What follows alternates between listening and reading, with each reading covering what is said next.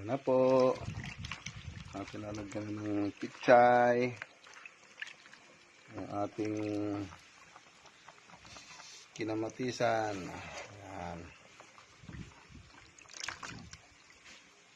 Ayan. May kasama pang sili.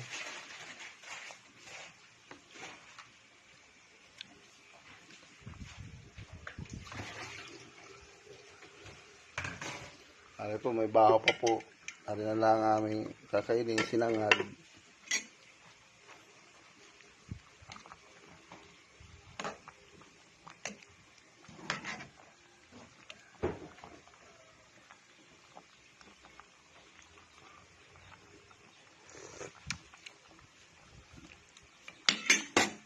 Tabang. Lalagyan natin ng asin kasi matabang siya.